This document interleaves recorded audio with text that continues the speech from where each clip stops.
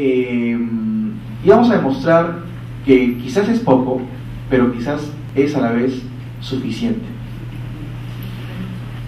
Y una vez, por otro trabajo, entrevisté a Alfonso Grados Bertolini, haciendo una historia haciendo una reconstrucción histórica de la década del 80. Y él me decía algo que yo creo como una verdad cierta. Para explicar el siglo XX peruano hay que explicarlo a partir del aprismo y del antiaprismo. La división política que explica la historia del siglo XX peruano es el aprismo y el antiaprismo. Hay una división, el siglo XX peruano hay una división política entre cuántas decisiones políticas, cuántos golpes de Estado, cuántas alianzas, cuántas coaliciones se realizaron tomando en cuenta esa división. Y es hasta cierto punto sentido común estas ideas de, ok, hay una identidad aprista que en su momento fue muy fuerte, en su momento no fue el 5%, en su momento fue 20-25%, una identidad aprista muy fuerte. Pero también hay que considerar que hay una identidad antiaprista muy fuerte. Si queremos explicar el aprismo, tenemos que también explicar el antiaprismo. Pero un tercer elemento hay que poner en la mesa, que es el famoso apristón, ¿no? Hay el aprista, hay el antiaprista, pero también hay el apristón. En muchas conversaciones con muchos dirigentes políticos decía, bueno, pero este es un apristón. ¿Qué es un apristón? Entonces, ¿cómo un analista político, un científico político tiene, ok, en mi país hay esta realidad, donde hay apristas, una identidad política muy fuerte, hay antiapristas, que es otra identidad política también igual de frente, pero la gente me comenta, hablando con los políticos, con los cuadros políticos, me dicen, pero hay algo que es el apristón. Ok, ¿cómo convertimos el apristón en una categoría de análisis? ¿Por qué? Porque si efectivamente hay un 5% que es aprista, hay que ver de ese 95% restante, ¿cuántos son antiapristas? ¿Y cuántos son apristones? Y por apristones, yo me estoy refiriendo a alguien que no necesariamente simpatiza por el APRA, pero que no sería problema alguno para votar por un candidato aprista. Esa es la forma como yo trato de operacionalizar el apristón. Y creo que es una manera más o menos sensata de poder ver qué es el apristón, ¿no?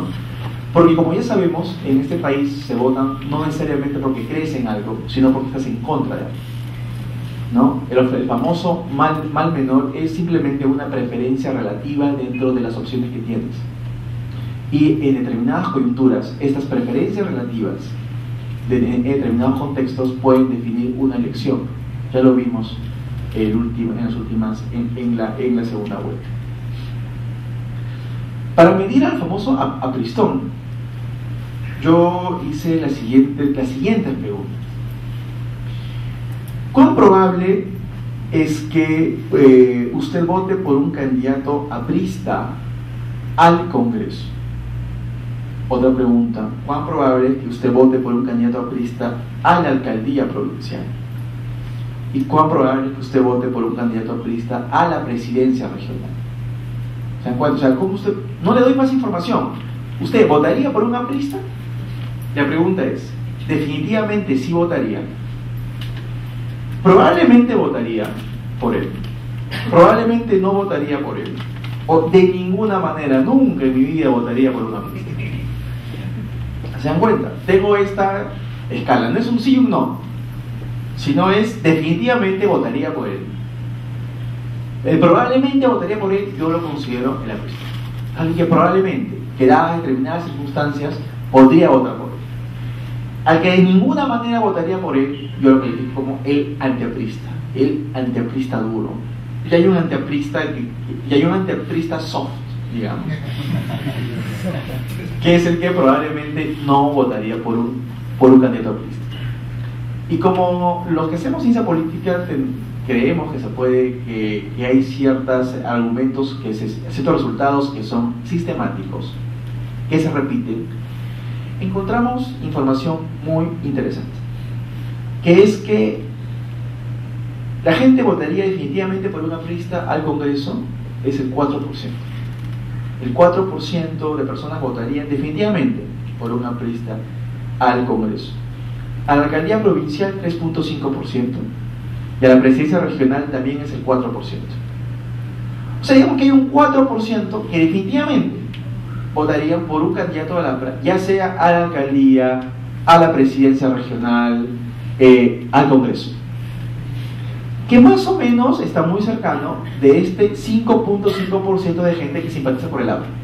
Está dentro del margen de error, digamos. Es decir, hay entre un 4 y un 5% de voto duro aprista. Ese es el voto, y coincide tal cual, para el Congreso, para la alcaldía provincial, para la presidencia regional. No importa qué cargo es, no importa qué puesto público es. Esta persona es leal porque está mostrando su lealtad al partido, está mostrando su identidad al partido, votando por alguien del partido sin importar quién sea. Es el aprista duro. El aprista duro, el aprista sólido, el aprista leal, digamos, en el país es un 4%. El simpatizante es un 5.5% y el aprista leal duro es un 4%. Entonces, Nelson Manrique estaría feliz, ¿no? Nelson Manrique diría, no, efectivamente no hay nada, 4%, o sea, eso casi es el error de la muestra, diría, ¿no? No es nada. Pero claro, entonces, ahora hay que ver cuál es el poder del aprista, ¿no? Y nuevamente también nos encontramos con datos que se reiteran. ¿Qué porcentaje probablemente votaría por un aprista al Congreso? 17.5%. ¿Cuántos probablemente votarían por un aprista a la alcaldía provincial? 18%. ¿Cuántos probablemente votarían por un aprista a la presidencia regional? 13.5%. La presidencia regional baja, pero baja también porque la tasa de no respuesta a nivel de presidencia regional es muy alta, es 12%, mientras que en otros casos es 6%. Entonces, la gente no identifica todavía muy bien la presidencia regional para este tipo de preguntas. Pero esto muestra un dato que creo yo es optimista para la práctica política de la. Es decir, ok, tengo un 4 o un 5% duro, pero tengo un 17-18% potencial. ¿Qué hacen con 5% más 17%? Tienen un 22% de espacio político que pueden ganar, y ya sabemos cuánto se necesita para pasar una segunda vuelta, ¿no? Es decir, hay un espacio, si bien es cierto, el aprismo como entidad política pura, dura, es del 4% o del 5% de acuerdo con la pregunta que uno hace, hay que analizar también cuál es el espacio potencial. Y ese espacio potencial, ojo, no lo digo yo en base a cómo corre el viento, sino lo estoy diciendo en base a una encuesta nacional que lo hemos realizado precisamente para explorar esta senda. Hay un 17-18% potencial, y en total un 22% de espacio político que en determinadas circunstancias el APRA puede sacar provecho. Ojo, esta encuesta se realizó entre la primera y la segunda vuelta, para que tengan en cuenta que además lo realizamos la encuesta en un contexto electoral, Ahora, ¿dónde están los apristones? Hay que meternos más al análisis, cruzando esta variable, cruzando estas preguntas, con nivel socioeconómico, con edad y con el sexo, para saber efectivamente, ok, ¿por dónde comenzamos? ¿Por dónde conquistamos a este sector de la población que podría eventualmente votar por un candidato de la. Bueno, y nuevamente analicé las tres preguntas: candidato al Congreso, candidato a la alcaldía y candidato a la presidencia. Y como ciencia política que existe, las respuestas, las tendencias se mantienen. El aprista duro, sólido, está en los sectores de Y. La entidad de este 4%, digamos, significativamente están ubicados en los sectores de y son mayores. Son personas que están en un rango de edad mayor a los 45 años. ¿Ya? Y digo, el aprista duro, el aprista promedio a nivel nacional, no solo hablando de los dirigentes, estoy hablando a nivel nacional.